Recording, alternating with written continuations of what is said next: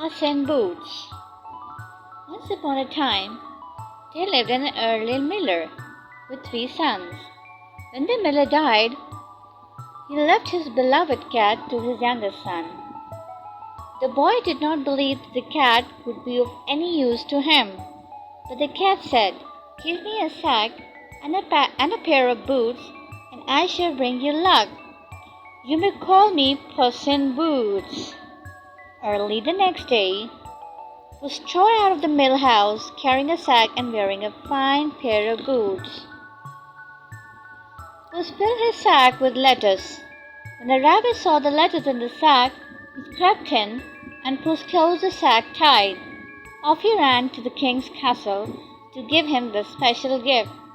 "Your Majesty, I come bearing a gift from my master," Puss in Boots declared. "Who is your master?" the king asked Puss. "He is the Marquis." "Your Majesty," Puss lied. "Do thank him kindly for his gift," said the king. Puss bowed and left the castle. Early the next day, Puss strode out to the mill house, carrying his sack and wearing a fine pair of boots. Puss filled his sack with grain. When the two fat peasants saw the grain, they crept in, and Puss closed the sack tight. Off he ran to the king's castle to give him this special gift. "Your Majesty, I come bearing a gift from my master," Puss declared. "Well, do thank him kindly for his gift," said the king.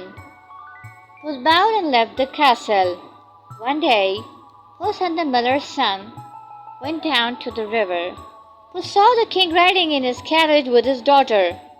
He told his master to get into the water while he hid the boy's clothes behind a tree. The boy was bathing in the river when the king rode by.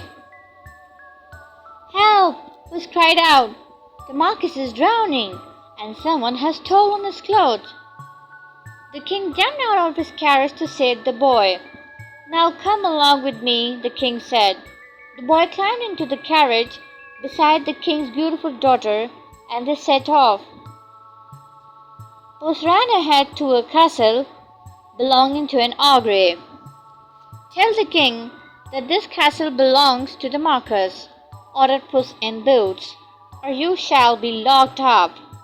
"No, I would rather turn myself into a dragon and burn down the castle," the Augury cried, "for I can turn myself into any creature, great or small."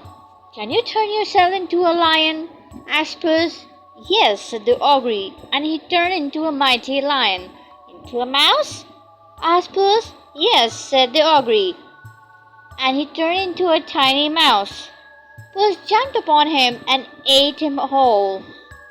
So the king arrived in his cottage, bringing his daughter and the miller's son with him.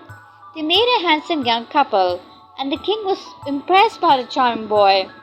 He was more impressed when Puss told him that the castle belonged to the Marquis.